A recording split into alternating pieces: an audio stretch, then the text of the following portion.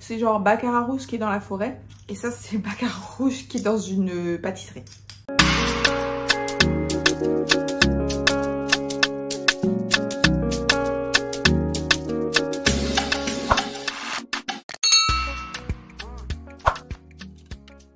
Bonjour à toutes et à tous, bienvenue ou re-bienvenue sur ma chaîne, je suis Iman et aujourd'hui on se retrouve pour les Fragrance Battles. C'est la deuxième vidéo de cette série. En vrai ça doit être la troisième parce que j'en avais fait une il y a plus d'un mois maintenant et en fait j'ai eu un problème, ça n'a pas enregistré correctement. Du coup je vous en fais une nouvelle et c'était pas du tout ces parfums là. Il y en avait peut-être quelques-uns qui étaient similaires mais bon là je voulais faire du coup édition un peu plus estivale. Parce que si vous avez vu la première vidéo de la série, le but en fait c'est de vous comparer, de vous contraster des parfums qui sont similaires ou qui sont dans les mêmes conversations, qui ont des notes similaires ou parfois les gens trouvent que c'est des dupes. Je dirais pas que ce sont des dupes, pour la majorité j'ai les deux et en fait c'est juste pour vous aider à faire votre choix. Donc je vous dirai sur ces deux parfums qui gagnent la bataille en gros à chaque fois. Donc cette fois j'ai bien 10 paires parce que la dernière fois j'avais fait, je devais en avoir 10 et j'en ai eu que 9 au final. Mais bon c'est pas grave. Donc il y a plein de trucs intéressants parce qu'il y a plein de paires en fait que j'ai faites par rapport à des questions que j'ai eues ou par rapport à des comparaisons qui sont faites et qui sont très populaires. Avant de commencer, comme d'habitude, senteur du jour. Mettez-moi en commentaire votre senteur du jour. Ma senteur du jour, en ce moment, vous savez que je dois vous faire la vidéo revue complète du Vacay in a Bottle de Kylie. Donc, je les échantillonne, enfin, je les teste tous les jours. Et aujourd'hui, je porte Maui in a Bottle qui est vraiment, en tout cas sur la dernière vidéo, c'était mon préféré. Et je crois que ça reste pour le moment mon préféré, même si je pense qu'il y aura peut-être des petites évolutions, donc dans quelques jours vous saurez quand je vous posterai la revue complète. Mais très beau parfum. Et la bonne nouvelle d'ailleurs, alors j'en ai parlé sur mon canal Instagram, ils vont faire sortir les parfums de Vacay in a Bottle en flacon individuel. Donc ça c'est la bonne nouvelle. Moi qui disais que j'achèterais bien celui-là en full size, et normalement il sera disponible très bientôt. J'espère qu'ils vont le faire avant la fin de l'été, sinon ce sera un peu bête d'ailleurs. Donc voilà. On commence la vidéo. La première paire, c'est deux brumes parfumées d'ailleurs, dont j'ai parlé dans mon guide d'achat Sol de Janeiro, parce que les deux sont des brumes Sol de Janeiro. Vous allez avoir la nouvelle, la Cheirosa 48 et Rio Radiance ou Cheirosa 87 qui est son nouveau nom. On est sur deux brumes ou deux parfums de vacances, de plage, avec des senteurs tropicales. Sur la 48, on est sur quelque chose de plus sucré. Il y a de l'orchidée, il y a du musc, il y a de la noix de coco, il y a quoi d'autre, de la goyave et du musc rose. Et là, on est sur lait de coco, tubéreuse et jasmin. Donc ça, c'est vraiment une senteur plage, genre Tom Ford Soleil Blanc. Et ça, c'est un peu cet ADN-là, en plus fruité, un peu version cocktail. Donc les deux sont pas vraiment similaires. Mais pourquoi je vous les compare, c'est que est-ce que vous avez vraiment besoin des deux dans votre collection? Si vous avez une grosse collection ou si vous êtes comme moi ou vous aimez bien collectionner, vous pouvez avoir les deux. Si vous voulez une collection plus petite et plus raisonnée et qu'il vous faut vraiment un parfum pour ce type d'activité, donc plage, vacances, tropicales, etc. Je l'ai dit dans la revue, dans le guide d'achat Sol de Janeiro, pour moi il faut aller sur la Rio Radiance. Je préfère celle-là est ma préférée des deux de loin parce que j'aime plus cet ADN que celui-ci, mais celui-là est plus un staple je dirais dans une collection. Il va être beaucoup plus versatile. Vous pourrez facilement le mettre en layering si vous voulez le sucrer. Vous pourrez le mettre tout seul pour aller à la plage. Comme ça, c'est un peu plus sucré. Je trouve que c'est du coup moins versatile. Vous pourrez certainement moins bien... enfin, non, pas moins bien le mettre en layering.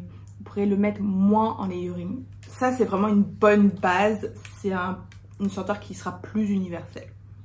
Et peut-être moins dérangeante aussi si vous êtes peut-être pas très fan de senteurs sucrées. Ça fera totalement l'affaire. Donc, Fragrance Battle entre ces deux-là. ma recommandation c'est Rio Radiance, encore une fois, même si c'est pas ma préférée. C'est vrai que pour du coup, si vous n'avez pas vu la première vidéo, les critères pour mon choix, c'est l'unicité du parfum, c'est la longévité et il y a aussi le prix. Et ça va rentrer plus en compte pour les autres battles d'ailleurs. Mais ouais, Rio Radiance pour moi, à choisir, il vous faut partir sur Rio Radiance. Là pour le coup, c'est pas à choisir, je partirai pas sur Rio Radiance, mais pour quelqu'un qui a vraiment besoin de faire un choix, Rio Radiance est plus important entre guillemets. Battle numéro 2, celle-là aussi, on me pose souvent la question parce que les deux c'est des parfums Lattafa et les deux sont des parfums mangue. C'est Yara Tous et Ajaïeb Portrait Dubaï. Ça, je crois que vous devez être fatigué de m'entendre parler de ce parfum parce que j'en parle tout le temps, mais c'est justifié, je l'aime vraiment beaucoup. Yara Tous, c'est un parfum un peu dans la même vibe que Rio Radiance. C'est une vague de vacances, plage, c'est solaire, il y a de la noix de coco, il y a un côté poudré et il y a de la mangue. Et je crois qu'il y a du fruit de la passion aussi, même si honnêtement je le sens pas. Donc ça c'est Yara Tous, qui est sorti il y a un an et demi à peu près. Et Ajaïeb Portrait Dubaï, qui est aussi sorti je crois l'année dernière, mais c'est juste cette année qu'il est devenu très populaire. Et là on est sur une mangue qui est à la fois fraîche et sucrée. Il y a un côté lacté, je crois que ça doit être le bois de santal, je me dis, qui donne ce côté lacté, ou peut-être l'osmanthus, je sais pas. Et un fond d'oud. Et l'oud, encore une fois, peut être très polarisant. Certains le sentent beaucoup, moi je le sens pas vraiment. Juste que vous soyez au courant. Du coup, si moi je dois en conseiller un, sans contester Ajaïeb, pour moi il est top. Je veux dire, Yara, j'ai plusieurs fois pensé à le faire sortir de ma collection. Ajaïeb, je pense que là où on est, c'est peut-être un parfum for life. D'ailleurs, il y a quelqu'un qui m'a demandé de faire une vidéo, mon top 10 for life, mes 10 parfums à vie, mais édition designer. Du coup, dites-moi ce que vous préférez, que je fasse édition designer, édition niche, ou que je fasse vraiment mon top 10 avec tout dedans. Mettez-moi en commentaire ce que vous préférez et je ferai en fonction. Donc moi je partirai vraiment sur ça parce que je trouve beaucoup plus classe. Il est plus à mon goût aussi, là mes goûts rentrent beaucoup en ligne de compte. Je trouve que franchement le rapport qualité-prix y est. Yara Tous, je trouve plus cheap. Là je trouve que c'est une odeur qui est quand même beaucoup plus travaillée, beaucoup plus sophistiquée. Donc ce serait celui-ci qui gagne pour moi. Suivant. Là, on va rentrer dans beaucoup de Kayali. On va avoir la paire Eden Juicy Apple avec Eden Sparkling Lychee. Donc Eden Juicy Apple, c'est du coup c'est la même famille, c'est la gamme Kayali qui est sur les fruits.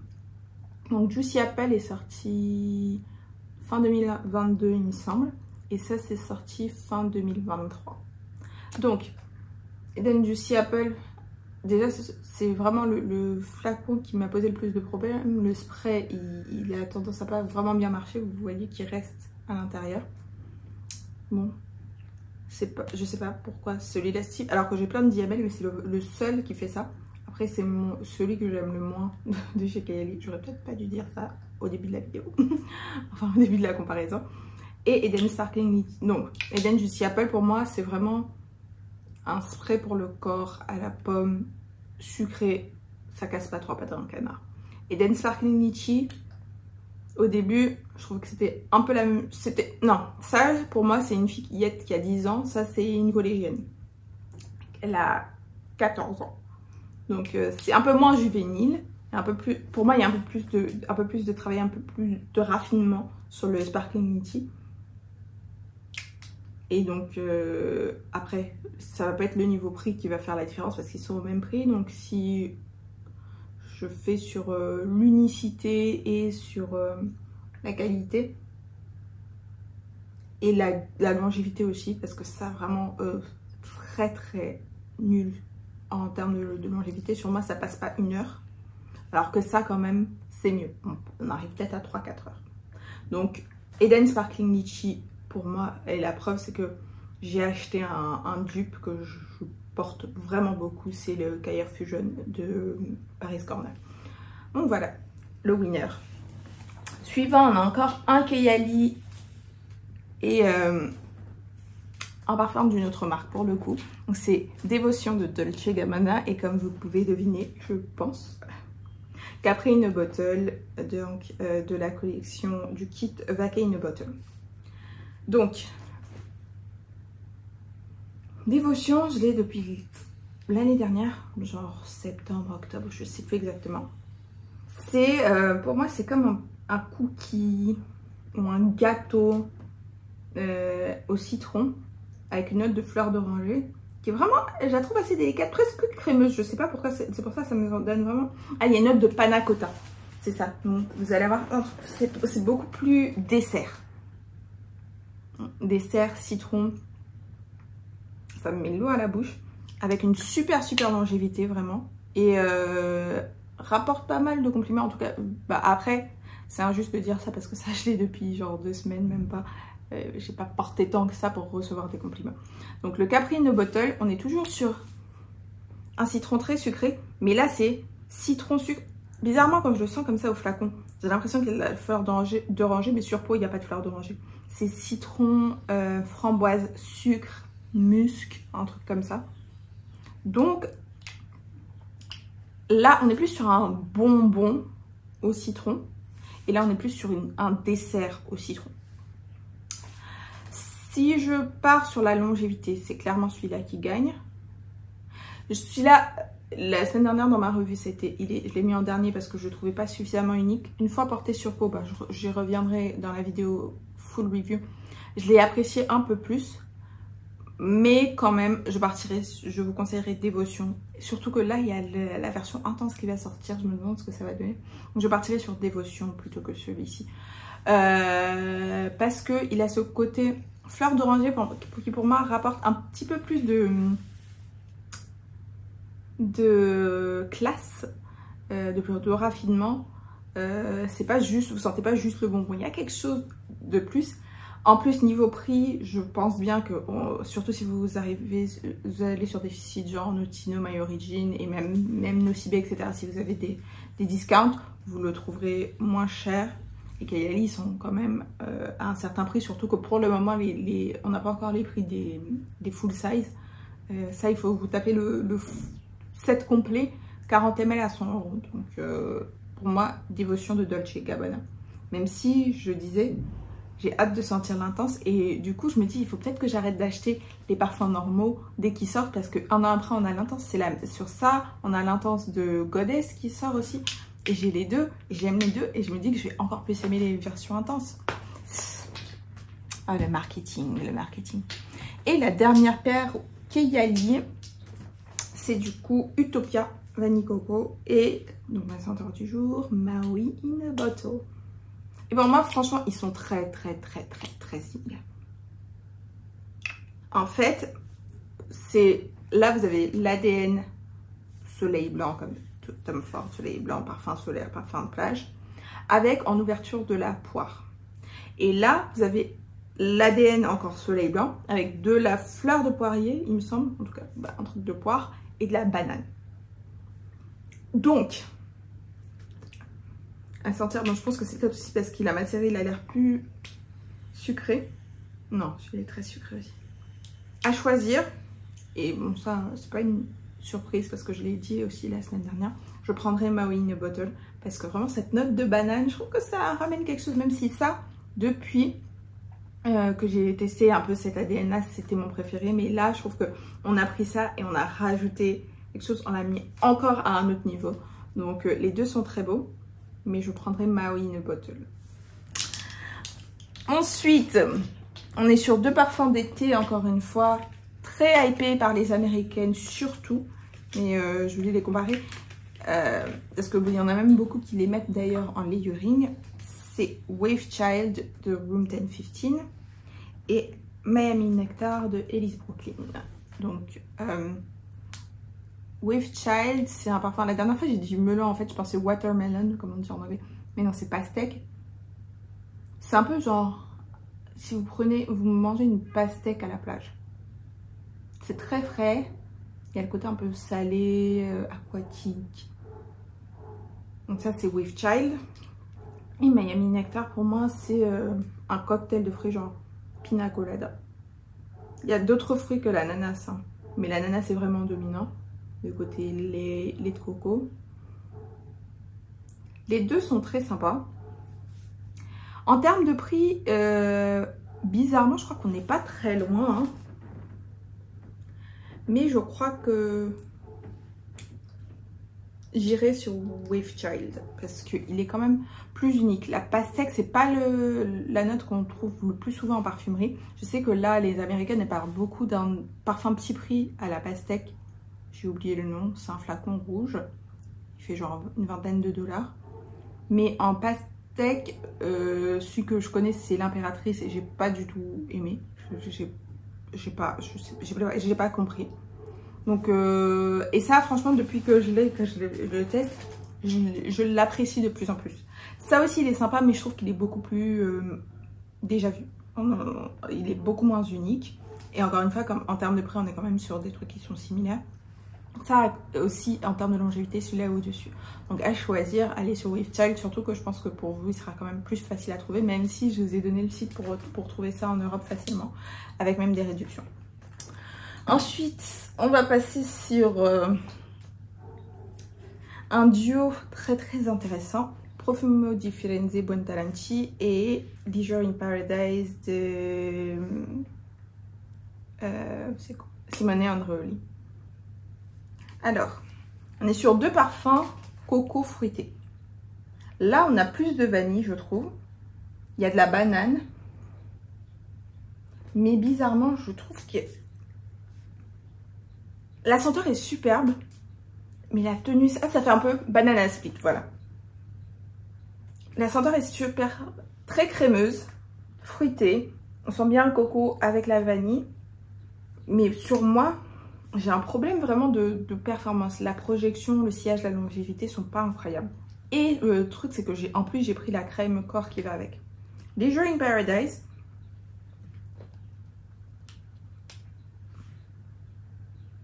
C'est un peu la même chose, mais là, c'est quand même un peu plus solaire. Il y a de la papaye. Et je crois de l'ananas. Avec le côté un peu noix de coco. La longévité est quand même bien meilleure sur le Leisure in Paradise. Et je trouve la senteur quand même un peu plus unique. Avec la papaye, on trouve pas ça tous les jours. Du coup, vous voyez, j'avais ça en full size. Et je me suis dit, si j'ai ça en full size, c'est pas la peine d'acheter ça. Mais maintenant, après plusieurs tests de ça, en fait, j'ai envie de rebasculer, de prendre Leisure in Paradise. Donc, je vous conseillerais de prendre Leisure in Paradise. Malheureusement pour moi, ici c'est vraiment la performance qui pêche. Alors que j'ai entendu plein de gens qui l'adorent. Et c'est pour ça que je l'ai pris et que j'ai fait un achat à l'aveugle. Vous voyez, je crois que c'est un de mes seuls achats à l'aveugle de cette année. Et bah c'est un peu un regret. C'est un beau parfum, c'est juste, je préfère celui-là. Donc je vais réfléchir, je sais pas, peut-être que je mettrai dans mon déclaqueur. Suivant, là on rentre dans des parfums un peu plus beast mode. Hein. Mais il fallait que je les compare. Montal Arabian Tonka et Instant Crunch Crush de Mancera, donc de la même famille. Ça franchement pour moi c'est l'incarnation du parfum Beast Mode. Et franchement Beast Mode et Montal ça devrait être synonyme. Il est vraiment incroyable. J'ai une robe de soirée que j'ai portée, j'ai mis ça dessus. Je l'ai envoyé au pressing. 3 mois après, donc j'ai mis dans mon placard. 3 mois après, là je l'ai ressorti. Je sens encore le parfum dessus. Donc faites attention, si vous mettez ça et que vous ne l'aimez pas vraiment, vous n'allez pas vous en débarrasser. Donc en termes de comparaison, c'est un peu les deux, l'ADN Baccarat rouge. Voilà, ambré, un peu aérien. Vous voyez, you get the gist, comme on dit. Sauf que, pour moi, Arabian Tonka, je dis toujours que c'est le Baccarat rouge des gourmands. Il y a la fève tonka, il y a peut-être aussi de la vanille, il y a du sucre également, de mémoire. Et ça, en fait, Instant Crush. Et j'ai toujours pas trouvé. Pourquoi j'ai mis ça sur ma peau alors que j'ai un autre parfum? Bref. J'ai toujours pas trouvé un parfum Mancera qui me plaît. Ça, pour moi, c'est l'ADN Baccarat rouge, mais en plus frais. Et un plus boisé, je crois qu'il y a du cèdre. Ça fait plus forêt. C'est genre Baccarat rouge qui est dans la forêt. Et ça, c'est le Baccarat rouge qui est dans une pâtisserie. J'ai des descriptions. Mais est-ce que vous voyez? Ça, c'est Baccarat rouge dans la forêt. C'est pas moche, hein. Mais clairement, pour moi, celui-là, pour faire de l'effet, c'est celui-là. Celui-là serait plus discret, plus vous voulez être passe-partout, vous prenez ça. Mais moi, je veux pas être passe-partout avec mon parfum. Je veux qu'on me sente, je veux qu'on me fasse des compliments, même si je ne mets pas de parfum que pour avoir des compliments, clairement. Mais Arabian, son cas est au-dessus pour moi d'Instant Crush. La preuve, c'est que je l'ai acheté. Donc, bon, en même temps, il n'y avait pas forcément de suspense, quoique. Avec Bonne Talentier, les Jurine Paradise, il y avait du suspense. Les deux prochains, ce sont des parfums. Là, on rentre dans beaucoup de roses d'ailleurs. Ce sont des parfums roses musqués, hyper sensuels. Voilà, voilà, comme on aime. Musk Noir Rose de Narciso et Fenty eau de parfum. Donc ça, je l'ai depuis plus de 2 ans maintenant. Et ça, je l'ai depuis fin d'année dernière. Musk Noir Rose, c'est un parfum très épicé en ouverture. Je crois que c'est du poivre. Il y a beaucoup de fleurs blanches et il y a un fond musqué hyper délicat. C'est hyper féminin, hyper mystérieux. Beaucoup de compliments. Et il a un côté qui me rappelle à la fois Pas ce soir de BDK et Amor de Cacharel. Alors, vraiment, je ne saurais pas vous dire comment c'est possible, mais j'avais Amor de Cacharel quand j'étais petite et il y a quelque chose dans ça qui me le rappelle. C'est un très très beau parfum.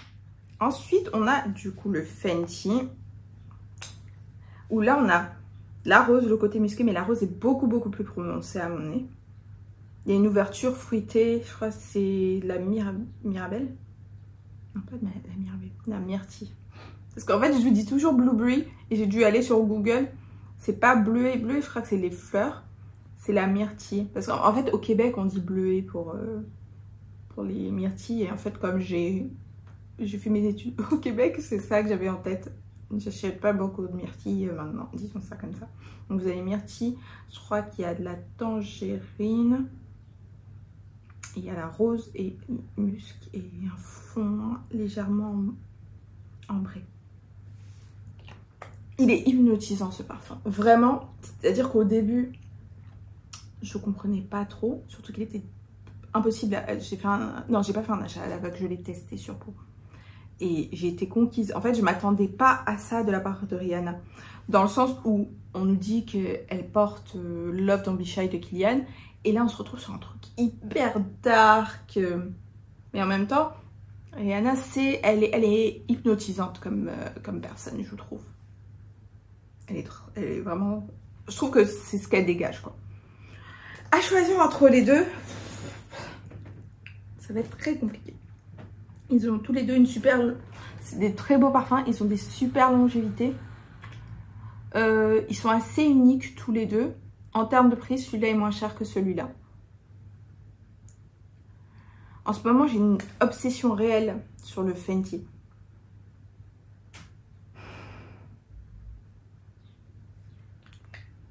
Si je suis objective par rapport aux critères, je vous dirais Musk Noir Rose. Parce qu'il est unique, il a une super longévité et le prix est moins élevé que Fenty. Après, si vous voulez vraiment vous détacher du lot et que vous avez le budget, allez sur Fenty. Parce que ça, je pense pas avoir senti... Il me rappelle rien d'autre. Alors que ça, je vous ai dit, il m'a rappelé ci, il m'a rappelé ça. Même si c'est pas ils sont pas pareils. Là, je crois que c'est la première fois où je sais pas trop quoi vous dire. Non, objectivement, je vous dirais Musk Noir Rose. Ouais, Musk Noir Rose. Même si, personnellement, hein, je pense que c'est un peu comme les Chirosa. Objectivement, je vous conseille ça. Mais personnellement, je prendrais ça. Voilà. J'espère que c'est assez clair. Et donc, en dernier, là, on est sur des roses avec des notes de litchi. Wink wink. Donc, Delina. Et la Manakara de Indult. Alors Delina, c'est un très très beau parfum, c'est un parfum iconique. Mais là, on a une rose qui est quand même, je trouve, assez fraîche. il y a un côté acidulé. Ça, c'est de la rhubarbe. Et à chaque fois que je sens Delina, ça met l'eau à la bouche. Vous savez, quand il y a un truc acidulé et que ça vous met l'eau à la bouche, c'est exactement ce que je ressens. Et il a une longévité de malade mental. Delina, il a une super performance. Sur Manakara, on est sur un parfum qui est... Alors, je vais sentir n'importe comment aujourd'hui, mais c'est pas grave. Heureusement, c'est des beaux parfums. Là, on est sur une rose beaucoup plus forte. On est sur une vraie rose très riche avec du litchi. En fait, c'est un peu comme un bonbon litchi rose. Je crois d'ailleurs qu'il y a que ces 2-3 notes. Celui-là est vraiment très beau. Il est sur ma wishlist pour cette année. Et il a une bonne longévité aussi. Il a une bonne performance. Alors, à choisir, je pense qu'en termes de prix, ils sont à peu près équivalents. Quoique, peut-être que Delina était un peu plus cher. Je sais plus. Je crois que Delina, ça doit être dans les 240-250 € pour le 75 ml. Ouais, c'est ça. Et ça, je crois qu'on est à 180 € pour 50 ml. Donc, les prix sont à peu près comparables. En termes d'unicité, celui-là est beaucoup dupé. Ça, qu'on se mente pas. Il est beaucoup dupé. Il y a des parfums qui sont à peu près dans cette famille-là. Vous allez avoir Angel Nova, Very Good Girl et même le dupe Maillard dont j'ai parlé. Et il y a des parfums moyen-orientaux qui sont des dupes de Delina. Et même chez Zara, vous avez Fashionably London qui est assez proche. Manakara, il est hyper unique. Ça, j'ai jamais senti rien d'autre comme ça. Et j'ai jamais vu de dupe. Donc pour moi, à choisir, je prendrais Manakara plutôt que Delina. Parce que Delina, quand même, il est très populaire. Et finalement, je crois qu'en termes de prix, si on compte au millilitre, il est peut-être au-dessus. Là, je vous fais pas de maths de tête. Je suis bonne en maths. J'ai eu 20 au bac en maths. Mais bon, là, je ne vais pas prétendre que je vais vous faire le calcul de tête. Donc, je vous dirais Manakara, même si Delina, c'est une beauté et que c'est un must-have, disons ça. Voilà. C'est la fin de la vidéo. Là, franchement, je sens comme une boutique Sephora. Il y a de tout sur moi. Mais j'espère que vous avez aimé cette vidéo, ce format de vidéo. Là, comme je vous dis, c'est la deuxième édition. Surtout, n'hésitez pas à me dire en commentaire s'il y a d'autres parfums comme ça que vous voudriez que je compare. J'ai une liste. Hein. Je pourrais vous faire au moins facilement 2-3 autres vidéos comme ça. J'ai une liste. Au fur et à mesure, je l'enrichis. Mais dites-moi si vous, personnellement, il y a des parfums justement dont vous entendez parler et vous voudriez que je vous fasse des comparaisons, bien sûr, dans la limite du raisonnable, dans la limite de ce que je peux trouver à sentir, etc. En tout cas, moi, c'est un format de vidéo que j'aime bien faire parce que ça me fait réfléchir aussi à ma collection. Est-ce que j'ai vraiment besoin de tout ça, etc., etc. Vous voyez quand même qu'il y en a beaucoup, soit c'est des formats voyage, soit c'est des petits 10 ml ou c'est des échantillons. Donc clairement, tout n'est pas dans ma collection parce que je vois bien que j'ai pas besoin de tout. Mais encore une fois, ça fait réfléchir. Et c'est un sujet d'ailleurs de vidéo que j'aimerais faire qui est lié au parfum, mais qui n'est pas forcément des revues parfums, etc. C'est le côté un peu surconsommation. Est-ce que c'est une passion qui est raisonnable? Après, je suis pas là pour donner des leçons parce que clairement, encore une fois, je collectionne moi-même les parfums, c'est une passion, mais est-ce que c'est une passion qui est raisonnable de 1 pour nous, pour l'environnement, pour les autres, et surtout quand on crée du contenu comme moi, est-ce que c'est responsable de pousser les gens? Après, moi, encore une fois, comme je fais attention pour moi-même, vous me voyez, je dis toujours, s'il y a un dupe, prenez le dupe, vous n'avez pas besoin de ces 2 parfums, etc., etc. Donc je pense que moi, j'essaie au maximum de le faire de façon responsable. Mais malgré tout, je veux dire, je fais des hauls avec 10 parfums et c'est pas je sais que c'est pas normal pour une personne normale, je dirais. Même si personne n'est normal, on est tous uniques. Mais ouais, dites-moi si c'est peut-être un sujet que vous voudriez que j'aborde. Parce que je pense que c'est hyper important quand même. Parce que oui, je crée du contenu, mais je suis aussi une personne. Et je suis aussi une consommatrice. Et vous savez que j'ai jamais hésité à vous dire quand pour moi c'est peut-être abusé ou d'avoir une collection avec des centaines et des centaines de parfums. J'ai toujours dit que je n'aspire pas à ça. Pour moi, 100, 150 maximum et encore, je suis toujours en train de me dire que même là, j'ai fait un declutter fin du mois dernier. Là, je vais en refaire un autre. J'essaie toujours vraiment d'être dans une logique, dans une démarche un peu plus raisonnée quand même. Enfin, je pense, j'espère en tout cas. C'était un peu long. J'ai peut-être d'ailleurs plus besoin de faire la vidéo, j'ai peut-être tout expliqué. Merci beaucoup d'avoir regardé cette vidéo et on se retrouve dans quelques jours. Bye!